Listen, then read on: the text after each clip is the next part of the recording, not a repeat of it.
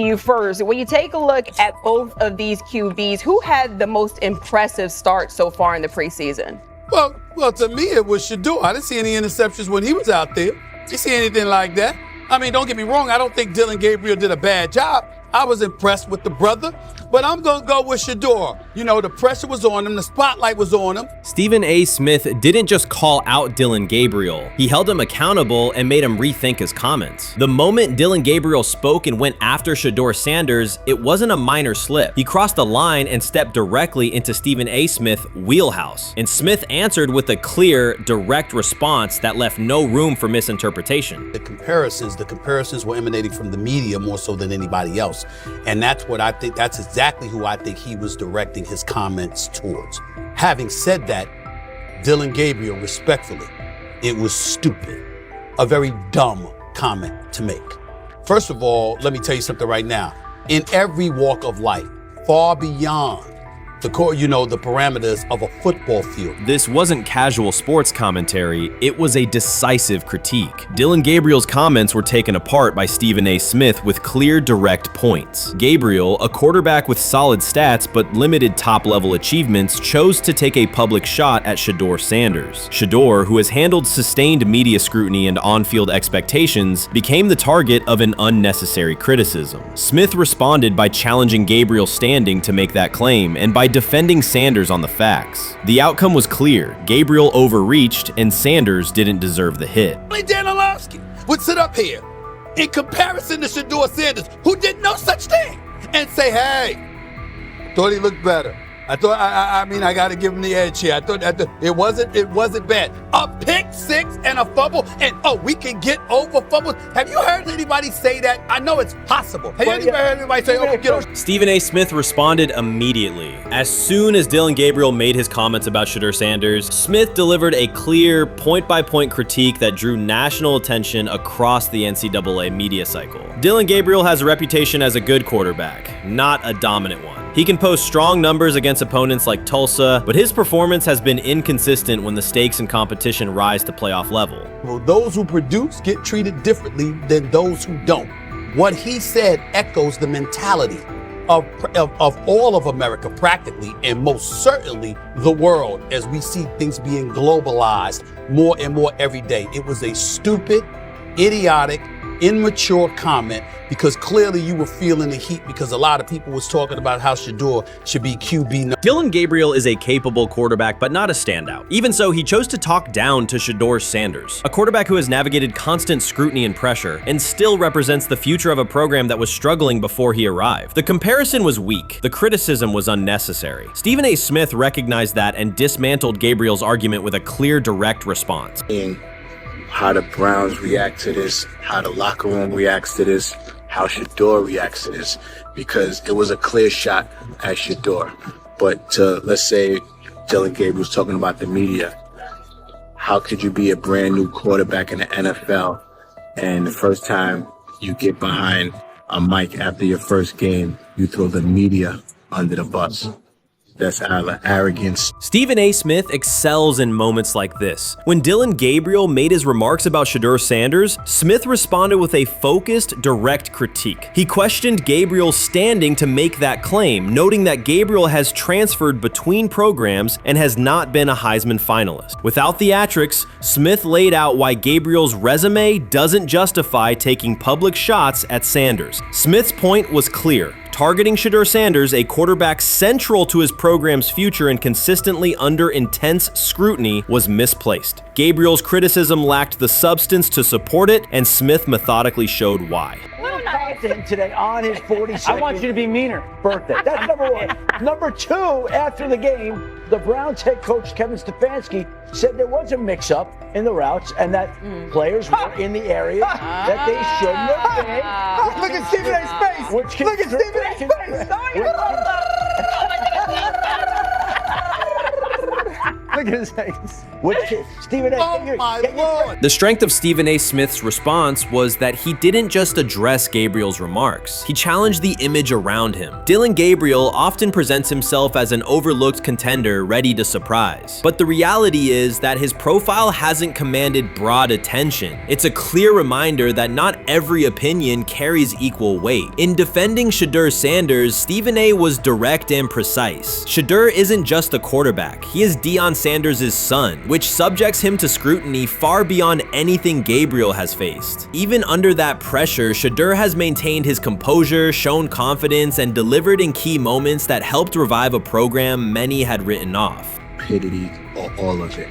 I thought it was a clear shot at Shedeur due to the fact that his Oregon coach threw a shot at Coach Prime and Shedeur during their meeting at Colorado last year. But you know what? The cream rises to the top. Let's see what happens this week. I see a lot of the media talking about they think it was about the media and not about Shedeur. And I think that's a chess move. For Dillon Gabriel to take shots at Shedeur Sanders was a miscalculation. Stephen A. Smith made the mismatch clear. Gabriel's attempt to shame Sanders was unnecessary and counterproductive. You don't target Deion Sanders' son when Deion has turned Colorado into primetime television. It underscored that Dillon Gabriel has often played with a chip on his shoulder because the spotlight hasn't followed him. He has been around long enough to compile numbers but not to earn broad respect. That's why going after Shedeur was misguided. Sanders, despite ups and downs, drives headlines. Gabriel's most notable headlines have been his transfers. Stephen A. Smith pressed that point without hesitation, challenging Gabriel's standing and leaving his argument looking like a forced throw that turns into a pick six. You know what? Still needs to thank me a little bit more for that restaurant I treated him and his family to, because it was big time, and stop embarrassing me by going places and trying to use coupons. That's how pathetic he is. The point is that a pick six and a fumble is usually considered a bad day. Stephen A. Smith didn't need to raise his voice to make the point. He presented Dillon Gabriel as a player whose talk outpaces his resume and defended Shedeur Sanders with clear comparisons. That's why he called Gabriel out so directly. The comparison wasn't just unfair, it was forced. Now look at Gabriel's record. The numbers are solid and he can win against average defenses, but the resume lacks defining markers. There's no sustained Heisman contention, no late season surge that reshaped the national picture, and no postseason moment that cements a legacy. The track record reflects steady production, not top-tier impact. That's the gap Smith underscored. Gabriel's criticism of Shedeur Sanders wasn't supported by what he has accomplished, while Sanders continues to carry a program under constant scrutiny. Let's see some of them step up and make some plays out there. Ain't no way. Gabriel Ain't no way. He's not built like that. No way. And this one is picked off and going back the other way. Oh my God, why did he stop playing? Now it's a foot race. And that is that. They told me bust out my AP, perfect timing. H-shot, we about to get legendary. Shedeur start the next game, baby. Shout out Dillon though, you know what I'm saying? Bro, I love you, my heart. What am I bigger than cheese, bro? You know what I'm saying? But Shedeur got it. Shedeur Sanders is a national brand who draws viewers for both performance and result. Dillon Gabriel's attempt to diminish him read as resentment. And Stephen A. Smith called out the insecurity and lack of awareness directly. Colorado under Deion Sanders is prime time, and Shedeur sits at the center of that spotlight. If Gabriel expected the sports world to agree while he took a shot at Shedeur, he misread the moment. Smith dismantled the argument and questioned the credibility behind it. Gabriel will move on. He'll keep playing, give interviews, and have fans, but this exchange will trail his media profile as a reminder of a misstep. It's a clear example of a resume that doesn't justify taking public aim at a quarterback carrying that level of scrutiny and responsibility. For the Cleveland Browns preseason game today is that the way that some white folks watched Shedeur Sanders last week is the way that some black folks were watching Dillon Gabriel today. And it's not Dillon Gabriel for Dillon Gabriel's sake. Most folks don't have a problem with Dillon Gabriel. It's what he represents, which is the disrespect of a black person for no other apparent reason than they are a confident black person. Dillon Gabriel thought he was aiming up. Instead, he was placed back among quarterbacks who are good but not great. Stephen A. Smith made the central point. Dillon Gabriel doesn't shape the conversation. Sports are about narrative as much as numbers, and Gabriel's story doesn't move the culture, while Shedeur Sanders does. Smith highlighted that contrast clearly. By the end, Gabriel's credibility had taken a measurable hit. The critique was decisive and sent a broader message to any player considering public shots at Shedeur Sanders. If you step into that debate, you will be held to a higher standard and your resume will be tested. Dillon Gabriel learned that the hard way. You you made an interesting point. So I tend to have the drip, drip, drip. This was my Johnny Manziel theory, is that everybody makes mistakes, especially when you're young. But if I see 2, 3, 4, 5, then you've got a plumbing issue. It's not just you didn't close the faucet. So there's about 6 pieces of video in college where Shedeur was a little bit of a brat, whatever. Then there's the legendary cringy draft room. Didn't love that as a B prospect. Then there's back-to-back speeding tickets, both over 90, and a missed arraignment. The NFL is navigating unexpected headlines after a former Browns coach publicly defended Shedeur Sanders in response to reports of multiple speeding tickets. The coach's statement has sparked extensive online debate. Supporters welcome the show of loyalty, while critics question the motive. Sanders now finds himself at the center of an unforeseen controversy, and observers want to know why a Cleveland coach is standing so firmly in his corner. The story is developing rapidly and continues to draw intense attention. When it came out that he got a speeding ticket, I said it's not really that big a deal. I feel very differently about it now. Over 40 miles an hour over the speed limit, less than 2 weeks after you just got a ticket.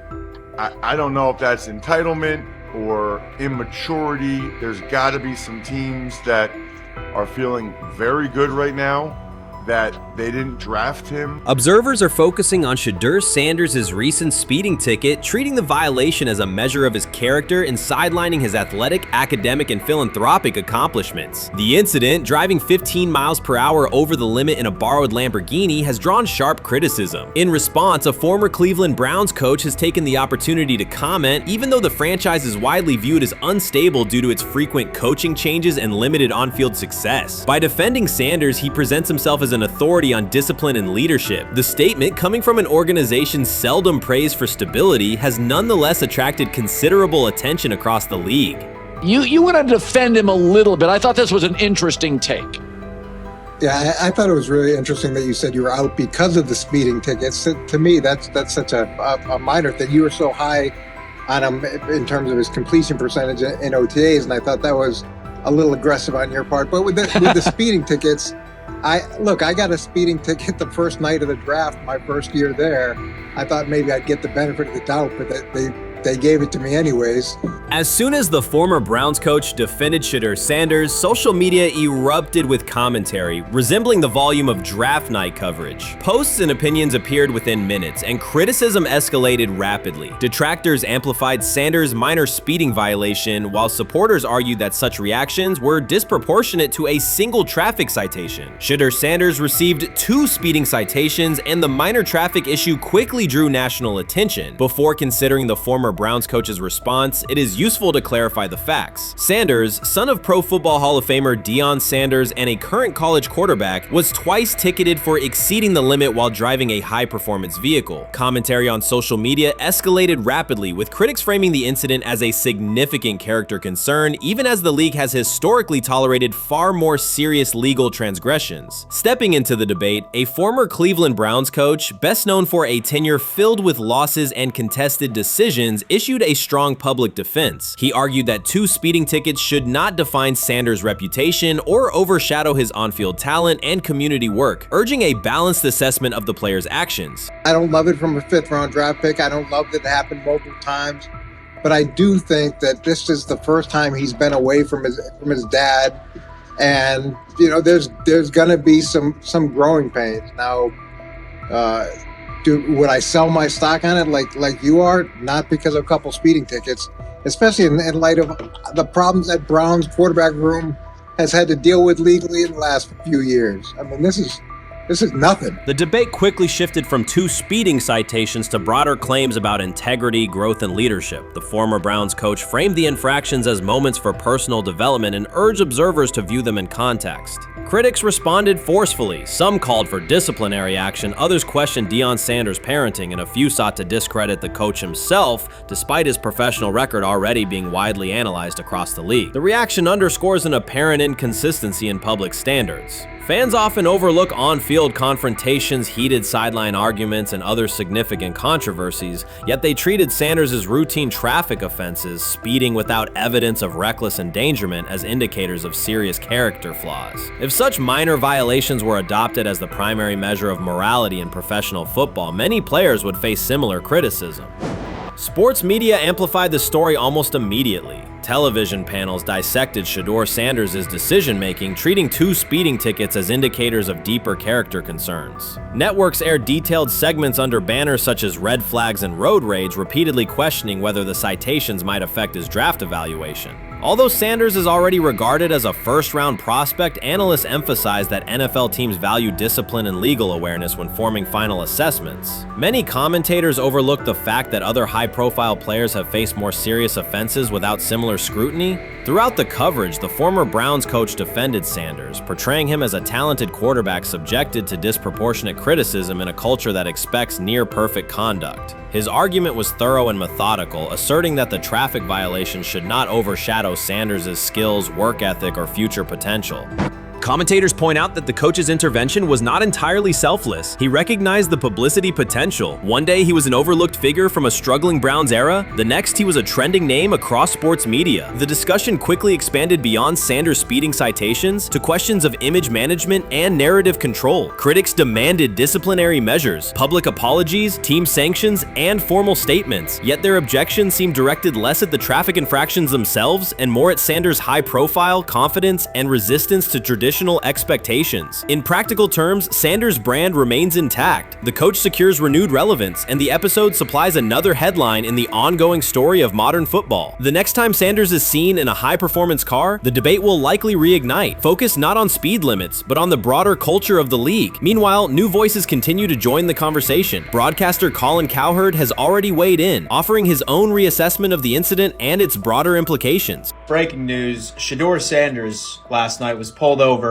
going 100 miles per hour. All right, he clocked 101, 41 miles an hour over the speed limit in Cleveland. He will have the opportunity to fight the ticket in court. Now, I'm not exactly sure where he was pulled over, whether or not that it was in Ohio or whether or not that it was in his home state. But typically when you're going 40 over, that's flirting with the line of reckless driving. Folks, I gotta tell you, I don't understand what it is with these young men driving at absurd speed. Colin Cowherd's view of Shedeur Sanders shifted abruptly. Days after praising the quarterback's poise and skill, he appeared on air to declare that Sanders is overhyped, unfocused, and distracted by celebrity. The reversal was immediate, without any gradual reconsideration. Cowherd now frames Sanders' 2 speeding tickets as evidence of poor judgment, even though he has defended other quarterbacks facing far more serious off-field issues. The sudden, wholesale withdrawal of support leaves viewers questioning the consistency of Cowherd's criteria and illustrates how quickly media narratives can change when minor incidents receive outsized attention. This is Okay. nothing. Okay. How much of this is, Jimmy Haslam has his hands all over Manziel, has his hands all over Deshaun Watson, admitted it, man enough to admit it. I saw the reaction in the draft room when they took Shedeur Sanders. It's pretty obvious it wasn't the coach and the GM's pick. How much is this team has 8 last place finishes in 13 years owning it. How much of this is we don't have a very good owner here like Washington, D.C. and the Commanders? Yeah, I didn't love the owner stepping in and saying, hey, you got to take this guy in the 5th round.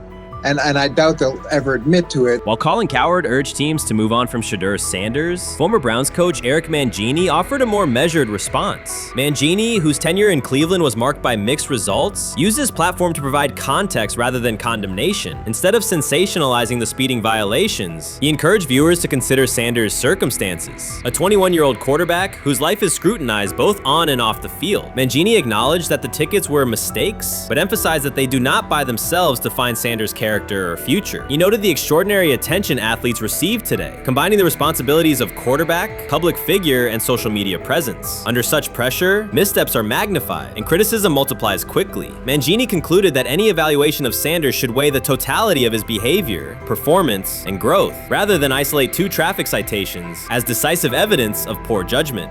Shedeur is lighting it up in practice every day. You're not even a half bit curious to see what he could do with the ones. That makes no sense. And then on top of all of that, you got players going on podcasts and talking to people in the media saying this guy is really good. Like, this guy is legit. So even your peers respect you enough. How is it that the coaches can't see that? It always starts with the players, where the player's like, hey, you see that? You seen that pass he threw? The Cleveland Browns were taken by surprise when quarterback Shedeur Sanders stepped in for first-team snaps, asserting control of the drill and instantly highlighting deficiencies across the rest of the room. His confident command forced coaches to pause practice clips, reevaluate progressions, and consider immediate adjustments to the depth chart. Within minutes, discussions spread throughout the facility and online forums as fans weighed what Sanders' showing means for the current starters. The organization now faces an urgent, data-driven decision on whether Sanders should move up permanently. Shedeur Sanders arrived at Browns practice, took several first-team reps, and the entire quarterback group immediately felt the pressure. Coaches erased the whiteboard and reviewed their plans. Staff members exchanged concerned comments, and observers began asking whether Sanders was positioned to assume a larger role. Tony, every year we see at least 1 to 2 teams.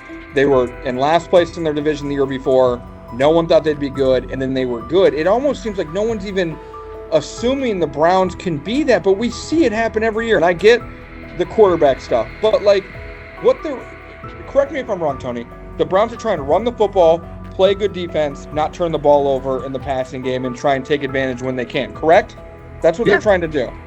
That was the 2020 offense. The Cleveland Browns are still searching for stability at quarterback. Deshaun Watson is yet to deliver consistent starter-level production that justifies his contract, and each game renews doubts about whether he can regain peak form. Behind him, rookie Dorian Thompson-Robinson shows promise but remains inexperienced and unpolished. Coaches are evaluating alternatives each week and may need to adjust the depth chart if progress stalls. The roster around them is built to contend now, so ongoing uncertainty under center is increasingly costly. As we talk about, we do believe in best player available. We do believe in positional value, and we didn't necessarily expect him to be available in the in the 5th round, and so we love adding competition to every position room and adding him to compete with the guys that are already in there. We felt like that was the appropriate thing to do. The Browns quarterback group is unsettled. Deshaun Watson has yet to provide the reliable, high-level play his contract demands, while rookie Dorian Thompson-Robinson remains promising but unpolished. Depth behind them consists mostly of veterans whose experience lies more in holding clipboards than leading offenses. The coaching staff needs an immediate answer, not a 3-year development project. Shedeur Sanders enters as that potential solution. At Colorado, he passed for more than 3,200 yards despite working behind one of college football's poorest offensive lines, consistently demonstrating poise, quick processing, and accurate ball placement under heavy pressure. Film shows steady reads and disciplined footwork, traits that offset concerns that his profile is built on family name or media attention. Cleveland viewed the signing as a low-risk, high-reward move. Early in camp, Sanders received a handful of first-team snaps intended merely as an evaluation. Those plays quickly changed practice tempo. The ball came out on time, receivers hit their landmarks, and the defense struggled to adjust. Coaches immediately expanded the review, using phrases such as evaluate every option, an indication that the depth chart was no longer fixed. Watson sensed the scrutiny. Thompson-Robinson increased his urgency. Within minutes, competition in the quarterback room intensified. Sanders repeated that performance in subsequent sessions. His footwork remained clean, progression sharp, and throws firm and precise. Each strong rep forced staff to reassess the plan to keep him buried on the developmental track. The broader context magnifies the pressure. Cleveland's roster is built to contend now. Fans are weary of quarterback turnover, and the front office cannot afford another costly misstep under center. Around the league, rookie passers rarely wait multiple seasons anymore. Joe Burrow, Justin Herbert, CJ Stroud, and even late pick Brock Purdy established that precedent. If Watson opens the regular season and struggles, public calls for Sanders will grow, especially if the rookie flashes in preseason. Alternatively, another team could attempt to acquire him if Cleveland hesitates to elevate his role. Each scenario underscores the same reality. Sanders' emergence has turned a routine camp evaluation into a critical decision point for the franchise. And we saw Dillon Gabriel go 11-11 with the first team, Shedeur Sanders go 11-11 with the second unit. So that was really the big wrinkle today. Yes, and of course, it was the first time that we have seen Shedeur Sanders get any of those coveted 11-on-11 reps. Of course, again, it wasn't with the first team offense or against the first team defense, but it's progress. And that means that he's going in the right direction, that the arrow is pointing up. He's coming up the learning curve. So that's good for him. And I actually thought just overall, he had a better day than Dylan had today. He completed more passes. He was more on point. In fact, in that 11-on-11 period, he threw a near touchdown. Desperation can push franchises toward aggressive decisions, especially when their quarterback options appear unconvincing or outdated. One scenario now emerging is that Sanders earns enough confidence to take full preseason reps with the starters, forcing Cleveland to revisit a depth chart it believed was settled at the beginning of July. His practices demonstrate that the excitement around him is grounded in measurable performance. Accurate, high-velocity passes against first-team defenses, and confident command of the huddle. Each strong outing also heightens league-wide interest. Rival scouts adjust evaluations, and general managers revisit their notes, aware that a viable young quarterback may soon become available. Inside the facility, the personnel staff must balance short-term results with long-term roster planning, knowing that an early move could reshape salary cap allocations and locker room dynamics. The pressure on Watson and Thompson Robinson escalates accordingly. Both must produce visible progress to maintain their current roles. Cleveland's recent history shows how quickly promising quarterback situations can devolve into controversy. The franchise has turned potential breakthroughs into organizational turmoil before, so observers remain cautious about how this competition will unfold. So the Shedeur Sanders, I want to talk about this. So here's a prime example. Shedeur Sanders, they had 3-day mini camp for the Cleveland Browns. And now, Jimmy Haslam actually has some money. The Bengals owners and the Rooneys are near the bottom of the league in net worth. But what the Browns have is what I would call the Buffalo Bills used to have this years ago, pre-Josh Allen. What are Browns veterans saying about Shedeur Sanders behind closed doors? According to internal discussions, the feedback goes beyond casual praise. Several veterans describe his performance as franchise level. Private locker room conversations compare his command of the offense to established starters. And one senior assistant reportedly called him Sunday ready after a single walkthrough. The consensus is that front office staff and coaches have taken serious notice. Inside the Browns facility, informal conversations circulate among players and coaches. These remarks carry significant weight in personnel evaluations and often influence practice rotations. When veterans speak this strongly, the message typically reaches decision makers quickly, especially during roster planning. In short, the internal perception of Sanders is already affecting how the staff views the current quarterback depth chart. Browns vets kind of weigh in on Shedeur Sanders and how he's been since he arrived in Cleveland, in Pound Town. And I think it's very, very important that we discuss it, because it'd be really easy for these vets to, this wasn't like a on-the-record interview. This is just kind of back channels into what the vets are saying, the rumors, but the sources telling us. And we have a couple quotes, but Shedeur Sanders, Cleveland Browns, it seems like it's going well. And it's almost like you don't want to talk about it. At the center of the growing internal buzz is Shedeur Sanders, the rookie who entered Berea with late-round expectations but is being discussed privately as a potential long-term starter. This is not a routine camp tale about an extra arm taking practice snaps. Sanders has seasoned teammates, players with playoff mileage, quietly reassessing his ceiling. Observers who overlook these conversations risk missing one of Cleveland's most deliberate personnel moves in years. Sanders is not on the roster because of his surname. The Browns reviewed their quarterback depth, weighed costs, and chose a controlled, development-oriented option they believe can stabilize the position. His presence is already changing practice dynamics. Veterans notice his pocket awareness, adjust routes to his timing, and acknowledge that he processes coverage at an advanced level for a first-year player. Leadership patterns in the huddle feel different. Sanders delivers with precision and composure that challenge defenders to reevaluate their calls. The strategic upside is clear. A 4-year rookie contract offers cap flexibility while other franchises cycle through expensive stopgaps. Coaches and front office staff view Sanders as a calculated investment, not a publicity experiment. Outside chatter still focuses on Joe Flacco's age or Kenny Pickett's development. Inside the facility, however, veterans pause film sessions to dissect Sanders' ball placement and progression speed. Position coaches highlight clips where he works through reads decisively regularly and delivers on time, traits rarely attributed to rookies. Sanders' confidence is measured rather than theatrical. He moves as though the NFL tempo is familiar, and that calm spreads across the roster. Experienced defenders are rechecking the depth chart and asking if the quarterback competition is tighter than publicly acknowledged. Great kid, and whether it's a following that he's earned, I mean, that's something that he's done a great job of interacting with fans. And but he is a great kid. You guys will get to know him more. He's working like crazy, just like all the guys. He's another young man. These rookies, you know, my office is downstairs. As they got to walk by my office as they come in. They come in early. And Shedeur, just like all those guys, he's in there early. He's getting his work done. He has not yet secured the starting job. Evaluations so far come only from brief practice periods, no comeback drives, no national headlines, just steady execution in shorts and helmets. In a league that celebrates splashy debuts, Shedeur Sanders is earning trust rep by rep. Veterans typically withhold judgment until late in camp, yet several are already studying his footwork and timing, which suggests genuine respect. Inside the building, coaches sense that the Browns may have finally found a stabilizing presence at quarterback. Cleveland's recent history underscores why this matters. The team has started 9 quarterbacks over the past 2 seasons, an indicator of instability rather than depth. Sanders arrives with composure, arm strength, and a well-known surname, so any sign of readiness is magnified. Financial context also plays a role. The Browns are allocating a significant portion of the salary cap to Deshaun Watson, whose performance has not matched that investment. To manage costs, the front office signed 4 additional quarterbacks on low-impact contracts. Together, they account for far less than Watson's annual cap figure. If Sanders continues on his current trajectory, that structure could give Cleveland both competitive clarity and much-needed financial flexibility. He's the only person who's come out and say, hey, man, this dude look kind of good, man. Let me tell you what I heard. A lot of people reaching out to players in the locker room and stuff.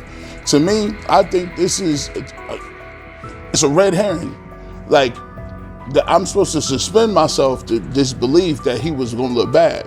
I've never expected him to look bad to start with. The 5th round quarterback stuff, that's involving perceptions, pre-draft analysis, and other teams. Cleveland's veterans have endured every kind of quarterback turmoil, poor reads, major injuries, shaken confidence, and sideline disputes. When a young quarterback like Shedeur Sanders steps in and appears composed rather than overwhelmed, people notice. The attention comes not just from coaches and reporters, but from the linemen and defensive leaders who have watched previous backups struggle. They are not exchanging doubts, they are sharing nods of approval. Sanders demonstrates instinctive pocket awareness, reliable accuracy, and steady poise, qualities that quickly circulate through team conversations. After years of instability under center, the Browns need someone who can remain calm and effective deep into the season. Although expectations have fallen over time, genuine interest is growing. Praise is coming from teammates who rarely commend anyone unless his performance demands it. Many observers declared Deion Sanders was finished. They argued that his public style attracted unnecessary attention, that his health had deteriorated too far, and that his coaching career was approaching an abrupt conclusion. They misread his resolve. When speculation intensified, Sanders did not schedule a press conference or issue a formal statement. Instead, he released a short video recorded at his Texas home, walking alongside recording artist Lil Wayne. The footage established 2 facts. Although Sanders still walks with a limp, he remains active, and he intends to return to the sideline. Reports from USA Today and ESPN confirm that Sanders had temporarily left Colorado to recover from a significant, undisclosed medical condition. He lost 14 pounds and missed several summer practices, leading to widespread debate about his future. Unofficial sources suggested complications related to previous blood clot issues, but no official diagnosis was provided. Throughout Sanders' absence, numerous media outlets framed his situation in crisis language, frequently questioning whether he would coach again. By comparison, when coaches such as Lincoln Riley paused their duties for health or family reasons, coverage emphasized understanding and patience, an imbalance that reflects a common difference in how high-profile black coaches are treated. Sanders' silence was not a retreat, it was a period of recovery. During rehabilitation, he relied on family, faith, and trusted colleagues, yet stayed connected to his program through brief online updates. The video with Lil Wayne demonstrated that he retained strong support from influential friends, countering narratives that portrayed him as isolated or on the verge of retirement. The visual evidence showed that his setback is temporary, and that he remains determined to lead Colorado into the forthcoming season. Since accepting the Colorado position, Sanders has dramatically elevated the program's national standing. He first drew national attention to Jackson State and the broader HBCU football landscape, then moved to Boulder and transformed a one-win team into a central storyline in college athletics. His approach, combining hip-hop culture, direct communication, and open expressions of faith, has challenged conventional expectations for head coach behavior. Each step forward has been met with heightened scrutiny. His time at Jackson State was labeled a publicity stunt, his departure for Colorado was framed as abandoning HBCU culture, and his social media presence has been cast as distraction from traditional coaching responsibility. Critics often magnify Sanders' missteps and question his motives, while comparable actions by other coaches receive neutral or sympathetic coverage. Showings of enthusiasm from Brett Favre and disciplinary intensity from Nick Saban are celebrated as competitive passion, yet Sanders' displays of confidence are frequently labeled arrogance. The discrepancy illustrates deeper biases rather than differences in performance. Sanders' success challenges entrenched expectations of how a college football leader should look, speak, and act, especially a black coach who refuses to downplay his identity. During his convalescence, Sanders maintained close communication with his staff and athletes, reinforcing the standards he had established: discipline, accountability, and belief. The program's daily messaging continued to emphasize preparation and resilience, signaling that Sanders' influence persists even when he is away from campus. Athletes echoed his mantras during workouts, confirming that his leadership extends beyond physical presence. Sanders acknowledges the seriousness of his medical challenge, but has refused to let it define him. He has publicly discussed leaning on scripture and prayer, explaining that his purpose as a mentor, father, and coach extends beyond personal adversity. In that context, the video of him walking in the Texas sun was less a strategic media effort than a straightforward demonstration of continued commitment to his team and mission. Colorado still requires Sanders' vision. Prior to his arrival, attendance was low, national media attention was minimal, and recruiting momentum had stalled. Sanders' leadership brought renewed energy, authentic identity, and higher standards of accountability. Players who previously lacked representation in college football leadership found a coach who shares, affirms, and elevates their cultural background. Sanders supplements conventional coaching priorities, scheme, fundamentals, and execution with empowerment initiatives that cultivate self-confidence and authenticity. As preseason camp approaches, Sanders intends to resume full involvement, even if medical recovery remains ongoing. His presence is expected to restore on-site leadership, stabilize the locker room, and direct media coverage toward on-field progress. For Sanders, the objective extends beyond compiling wins. It includes completing a cultural transformation that expands how success and leadership are defined in modern college football. Those who predict his decline overlook the underlying traits, faith, perseverance, and purpose that have supported Sanders throughout his career. Doubts, rumors, and disproportionate scrutiny have followed him from playing days into coaching, and he has consistently responded with results. His current health setback is another obstacle, not a conclusion. The broader initiative he leads, centered on authenticity, opportunity, and high standards, continues. When Sanders returns to the sideline, it will mark the next stage of a movement he has guided from Jackson State to Boulder. The recent period of quiet has been strategic rather than passive. Instead of defending himself in daily briefings, Sanders focused on rehabilitation, remote program oversight, and family support. Each brief social media message reinforced a consistent theme: faith and preparation. He has articulated gratitude for medical professionals and has reiterated that his mission at Colorado is unfinished. His public references to scripture have been direct but measured, aligning with his long-standing practice of integrating faith into leadership.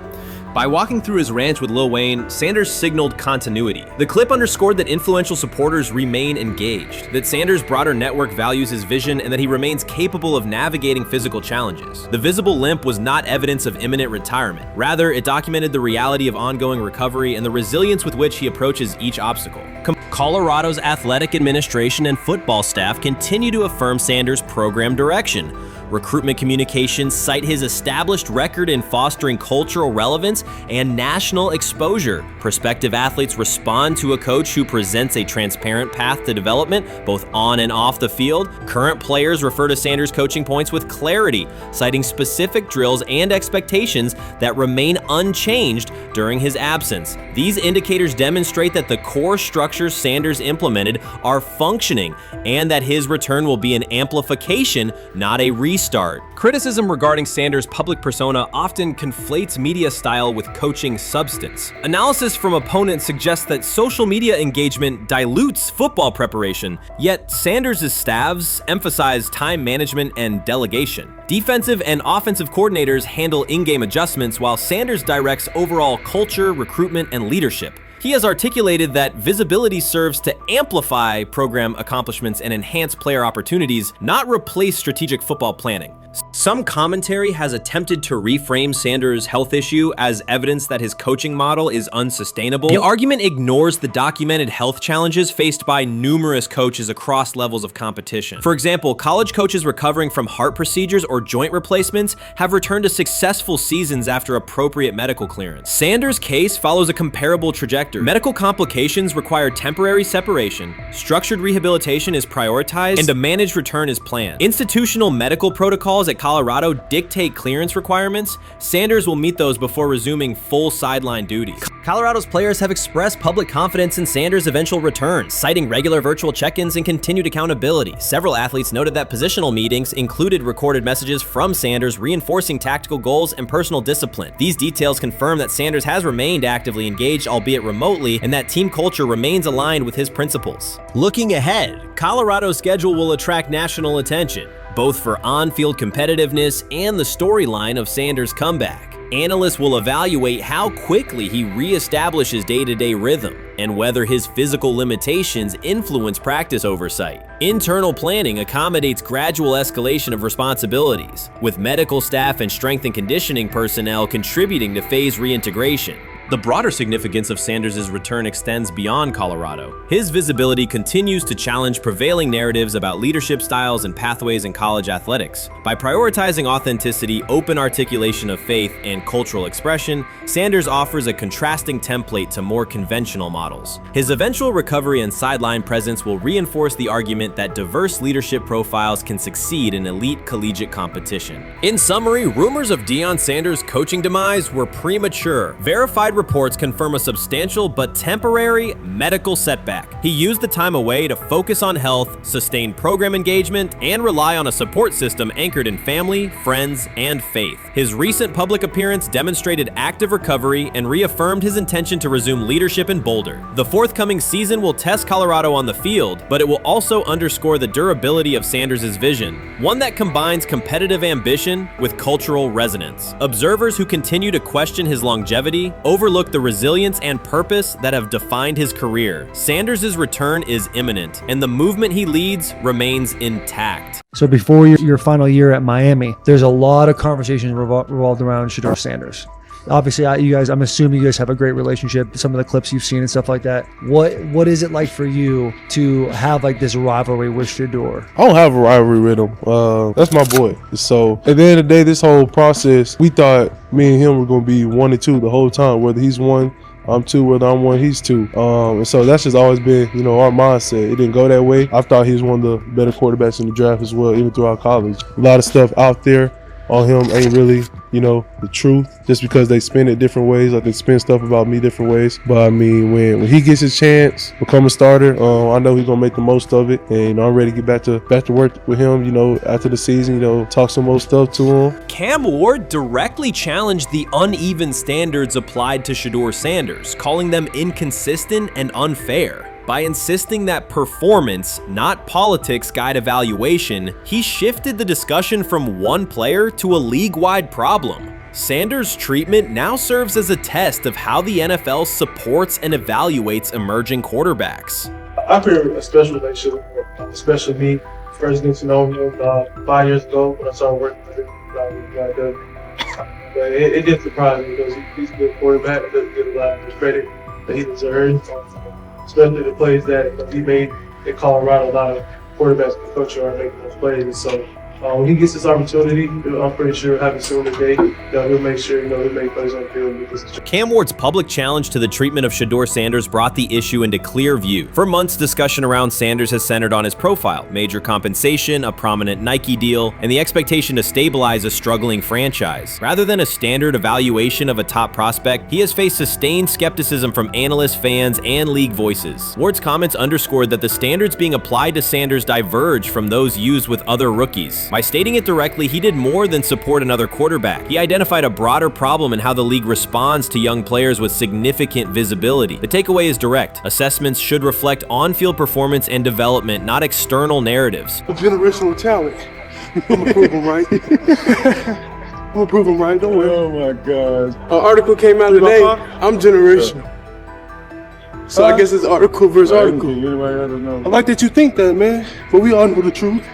What? Trav gonna be first? You generational, I'm legendary. That's cool. We can be legendary. Legendary, get their ass. We'll start doing it in like 5 minutes. Shedeur Sanders entered the league with more than a playbook. He brought a public brand, a family legacy, and expectations unusual for a first-year quarterback. Before his first regular season throw, he was already positioned at the center of attention. Rather than assess him on that reality and his on-field ability, many voices reduced him to marketing, treating visibility as proof of hype instead of performance. Cam Ward pushed back on that framing. His point was simple: judge Sanders by the same criteria applied to other rookies. With Sanders' resume, production, leadership, and composure, most first-year quarterbacks would be discussed as long-term cornerstones. The evaluation should be consistent, focused on development and results, not perception. Look at the process with Shedeur, who I know is a buddy of yours, and how do you think both of you guys will end up doing in the league? I think we'll both end up being one of the best quarterbacks in the league. I just think the work that me and him are willing to put in, the relationship we have to constantly compete each and every day, to better our craft, for ourselves. I just think it's gonna end up paying off for us in the long run. Do you guys kid each other about who's going first and how much that matters to you? Yeah, we play around, we joke around with it. It really don't mean nothing. The draft pick will never mean anything. At the end of the day, you got to show whether you can prove each and every Sunday. You can't just do it 1 year. Disrespect shows up in two patterns. First, Shedeur Sanders is repeatedly framed through his father, Deion Sanders, as if lineage erases his own work. Discussion drifts to pedigree instead of what the film shows. Second, his visibility is treated with suspicion. His audience reach, partnerships, and ability to lift ratings are labeled hype rather than recognized as value. Instead of acknowledging that he drives demand and expands the stage for his team, critics call it an unfair edge. The result is a skewed evaluation. Star power is held against him while on-field production gets pushed aside. The standard should be consistent. Assess the tape and the development, not the last name or the attention it brings. Well, Ward were microfacts. Cam Ward's remarks went beyond defending Shedeur Sanders. They confronted how the league manages star power. The reality is simple. The NFL markets visibility, but resists it when a player doesn't follow the expected script. Rookies are supposed to be quiet, deferential, and grateful for limited leverage. Sanders arrived with leverage, brand reach, major endorsements, and confidence. And that presence was recast as entitlement. Instead of treating those factors as earned advantages, much of the commentary used them to diminish him. Ward called out that contradiction. The same influence the league sells to audiences is criticized when a young player exercises it. His point is a standards problem, not a personality dispute. Evaluate Sanders on his preparation, leadership, and results. Don't penalize him for having a platform or for using the leverage that the modern NFL itself helps create. Now it sounds like the Cleveland Browns are going to all but imprison Shedeur Sanders in the football sense of a very talented rookie quarterback who obviously needs reps, needs an opportunity, and who now, barring some miraculous luck, will not get the opportunity to play in a single real game. I'm sure many around the NFL are celebrating as we speak.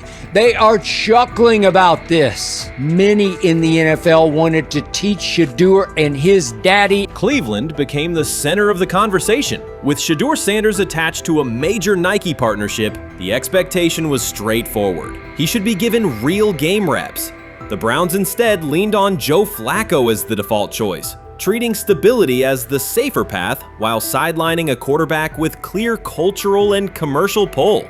Each week Sanders didn't see the field, scrutiny grew. Commentary questioned the value of his contract environment and relevance, and fan debate shifted from development to doubt. That wasn't measured evaluation. It was a delay framed as prudence that eroded confidence in the process. Cam Ward reset the terms of the debate. He pointed to an uneven standard. When veterans or other young players secure significant endorsements, it's considered smart business. When Sanders does it at scale, it's recast as ego or hype. Even the scope of his off-field agreements became ammunition against him rather than evidence of market demand. Ward's position is simple. Use one standard. Assess Sanders on preparation, decision-making, and progression, not on discomfort with his platform. Treat visibility as an asset, not a disqualifier. The issue isn't attitude or branding, it's the consistency of the evaluation. Ward called it directly. The treatment has been unequal, and it should be corrected by aligning opportunity with performance criteria. Fans need to recognize there's not a team in the league he'd start for. Not one. That's not ridiculous, that's not unfair, that's not a vast conspiracy. Shedeur Sander fans are Angel Reese fans. They're just fair weather fans who don't really give a fuck about the sport. Most of them are just Dion fucking groupies that followed him when he went to fucking Colorado, just like Angel Reese's fans had never watched basketball prior to her playing at LSU, and they followed her to the WNBA and don't know shit about the sport. That's it. Now Dion fucking groupies are running around acting like, oh, this is payback to his dad. The timing is pivotal. Shedeur Sanders isn't trying to blend into the league's background. He's shaping the agenda. He drives debate segments, fuels short-form highlights, and moves merchandise at a pace most rookies never approach. By the metrics that define modern attention, he is the draw. Yet, a segment of observers continues to undercut him, not because of shortcomings on tape, but because of discomfort with how prominent he already is. Cam Ward put words to what many could see. Coverage around Sanders has been filtered through reaction to his visibility, rather than a clear read of his performance and growth. The market has already weighed in. Demand is real, not manufactured. Nike's record-level rookie endorsement aligned with that reality, signaling long-term value and cultural reach. This exposes a core contradiction. The NFL depends on star power to sell tickets, fill stadiums, and boost ratings, but it resists stars who set terms on their own. Visibility is celebrated until a player exercises it. The fix is straightforward. Apply one standard. Evaluate Sanders on preparation, decision-making, and results, and treat his platform as the asset it is. If the league benefits from his presence, its evaluation practices should reflect that same reality, consistently and without penalty for scale. Shedeur Sanders does not depend on league promotion. He established his platform before the NFL and continues to expand it on his own terms. That autonomy challenges the status quo. Cam Ward's support was more than a defense of a teammate. It was a warning that if the league holds to outdated expectations, it risks falling behind the very players who drive audience attention and revenue. Claims that Sanders lacks real popularity ignore measurable facts. A large, active following, consistent merchandise demand, and sustained coverage across major outlets. Doubts about his standing as a quarterback overlook his college production and growth indicators. The pattern is familiar. Efforts to minimize him increase his reach. Each skeptical headline widens the spotlight, and each dismissive take creates more engagement. You cannot reduce a player built for visibility by arguing he should be less visible. The practical outcome is the opposite. Scrutiny becomes signal. Sanders is not merely enduring criticism, he is turning it into momentum, converting attention into leverage on and off the field. Sometime last week, and then and I just tweeted that out again this morning, and then today the Joe Flacco one got posted. So running through this, and then of course we'll still have Dylan will be next, and then Shedeur will come last. As training camp nears, Mary Kay Cabot is providing straightforward analysis of the Cleveland Browns quarterback competition. The starter has not been named, but she has moved away from her earlier skepticism of Shedeur Sanders and now acknowledges his talent and potential. Cabot explained that if Joe Flacco is chosen to start week 1, it will mean he is the most prepared to play immediately. This approach would also give younger quarterbacks such as Kenny Pickett time to adjust, refine their skills, and maximize their potential while Flacco handles the early workload. She added that a Flacco start would not prevent Sanders from earning the position later in the season. The depth chart remains flexible, and Sanders' continued development could put him in line for an opportunity as circumstances evolve. Cabot also noted that Pickett could win the job for week 1, but he must demonstrate he can integrate smoothly with the offense and perform reliably under pressure. The Browns want a leader who can control the huddle, execute plays efficiently, and maintain composure. Pickett's performances in upcoming practices and preseason games will be critical in determining whether he secures the starting role or Sanders ultimately takes the reins as the season progresses. Things like that. It doesn't mean that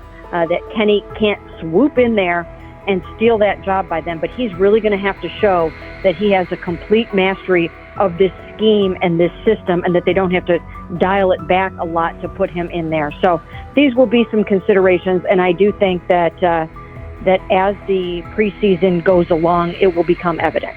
Mary Kay Cabot recently stated that Shedeur Sanders is ready and the Cleveland Browns are monitoring him closely. After a strong showing during organized team activities and minicamp, Sanders has made notable strides in his development. With continued progress, he is expected to return to the field prepared to contribute meaningfully. The Browns coaching staff is tracking his growth and anticipation about his long-term role is increasing. Cabot added that if Sanders maintains this trajectory and continues to demonstrate poise within the team, he will have a legitimate chance to earn the starting quarterback job. Each practice rep strengthens his case, reinforcing the possibility that his development could benefit both the player and the organization. As Sanders impresses, discussion about his future in Cleveland becomes more compelling. Cabot also emphasized Sanders' advanced understanding of the offense. She noted that his football IQ appears in every drill and that he seems ready to execute the Browns system at full speed. His ability to process defenses quickly and make decisive reads distinguishes him from his peers. With the appropriate opportunity, Cabot believes Sanders could become a genuine difference maker for the Browns. One area Cabot highlighted is Sanders' command of pre-snap adjustments. His capacity to diagnose defensive fronts and communicate changes gives him an edge and reflects high football intelligence. If he translates those reads into consistent connections with his playmakers, he could elevate the Browns' offense significantly. By comparison, Cabot said quarterback Dillon Gabriel is still refining his grasp of complex terminology and play calling. While Gabriel possesses upside, Sanders' comfort with intricate concepts and his ability to manage tight pockets under pressure give him a clear advantage at this stage. Gabriel must sharpen those elements to compete at Sanders' level. Cabot previously reported that Sanders had already earned first-team practice snaps ahead of Gabriel. Her latest update confirms that Sanders is now approved as the Browns' starting quarterback, solidifying the organization's commitment to him as QB1. Expectations are high, and his response to the challenge will be closely watched throughout training camp and preseason. Cabot further noted that head coach Kevin Stefanski authorized Sanders to take expanded first-team reps beginning next month. This milestone underscores Sanders' readiness and the coaching staff's confidence in his progress. As the regular season approaches, Sanders aims to cement his status as the starter, and the competition for that position is intensified. Though Sanders leads the race, Kenny Pickett remains in contention. Cabot stressed that Pickett must prove he can integrate seamlessly with the offense and perform consistently under pressure. His performance over the next several weeks will determine whether he can challenge Sanders for the starting role.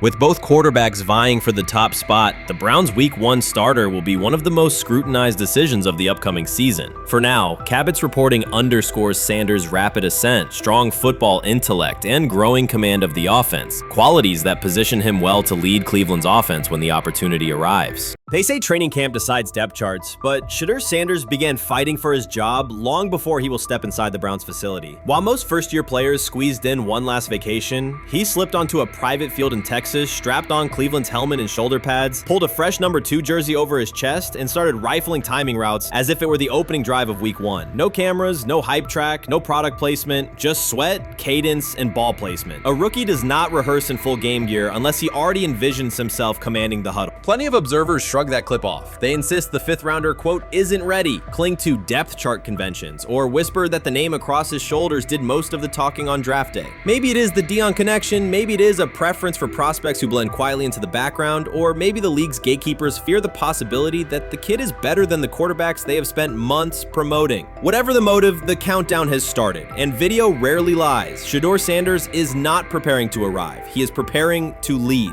Footage of a 22-year-old quarterback running live reps in July should dominate highlight loops, but it barely registers on national outlets. Why? It ruins the tidy narrative. The easy storyline paints Shedeur as a pampered legacy prospect banking on his father's fame. Yet the tape shows something different. A rookie drenched in afternoon heat, drilling footwork, calling protections, and imagining cover 2 rotation before the first official meeting ever takes place. Elite mental prep looks boring on social feeds. It looks devastating when the season starts. Walk into Cleveland's quarterback room and you step into politics, not simply competition. Joe Flacco, a Super Bowl MVP in decline, carries institutional trust. Kenny Pickett, rescued from Pittsburgh's reset, carries hometown intrigue. Dillon Gabriel, the third-round system fit, carries draft capital the staff must justify. And then there's Shedeur, the lightning rod whose presence alone spotlights every bias in the evaluation process. Coaches frame it neatly. Rookies must wait their turn. The truth is less polite. Practice snaps are currency. Perception is elastic, and early allocations already favor Pickett and Flacco. It is the oldest playbook in the league. Lock vets into the headline roles before pads even crack. Then let repetition shape reality.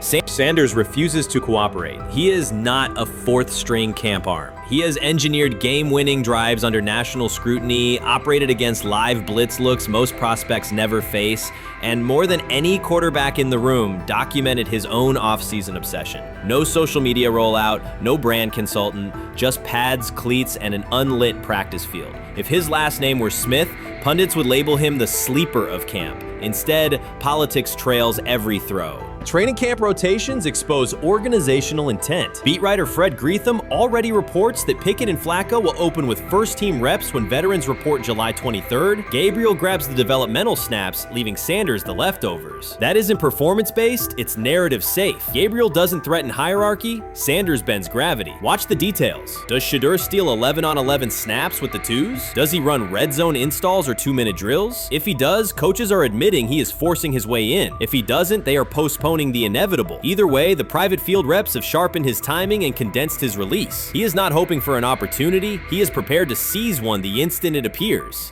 Cleveland's joint practices amplify that tension. First come live periods against the Panthers, then sessions with the champion Eagles. Those reps belong to the starters, so Flacco and Pickett will absorb most of Carolina's disguised pressure and Philadelphia's exotic fronts. Sanders' proving ground will be the preseason opener on August 8th. Under the stadium lights, he will get entire series, real reads, pockets collapsing for real. If his command mirrors the footage from Texas, coaches will have to answer why he never saw earlier work. Reps are scarce. 10 padded practices separate veteran arrival from game 1. Even an even split, something that never happens, would hardly suffice. Instead, the staff will funnel snaps toward the comfortable choices. That strategy can bury a rookie, but it can also spark an eruption when limited opportunities turn into highlight drives. One flawless touchdown march in the second half of a preseason game, and the dog pound will chant his name. Then the staff's narrative control evaporates. Criticism of Sanders has never matched the scrutiny applied to his peers. Analysts nitpick a ball pat, a foot angle, a pump fake, Pickett's inconsistency, Flacco's diminishing velocity, Gabriel's college system crutches. Discuss politely, if at all. With Shedeur, the critiques arrive as coded doubts. Does he rely on the family brand? Is he coachable? Can he stay humble? That double standard is as old as the league's resistance to outspoken black quarterbacks.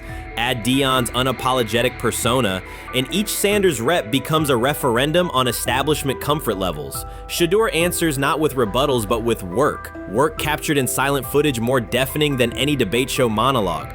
Quarterback drama masks broader roster cracks. The Browns receiver group is crowded yet unproven. The safety room failed to create turnovers a year ago. Interior defensive linemen are still rehabbing, and the offensive line must retool on the fly. Which quarterback can navigate that turbulence? Flacco's pocket mobility is limited. Pickett's confidence remains fragile. Gabriel is months away from processing NFL disguises. Sanders, forged by perpetual doubt, offers poise under chaos and meticulous preparation, a combination this franchise has lacked since, well, almost forever. Forget politics, depth chart etiquette, and recycled sound bites about developmental timelines. The only metric that counts now is who did the work. Sanders pounding through full gear scripts in late June is not vanity, it's vision. While the league sleeps, he refines his drop steps. While media speculate, he rehearses third down checks. He has already decided what he is. The organization must decide if it can recognize it in time. The preseason will provide the answer. Live bullets, real blitzes, stadium noise. When those throws leave his hand under pressure, no one will discuss ball pats or surnames. They will ask how a quarterback this prepared slipped to round 5. And if the performance matches the preparation, excuses about lack of reps will dissolve. It will be production against perception, and Shedeur Sanders has been producing where no one could see. Ready is the wrong word. He has been ready.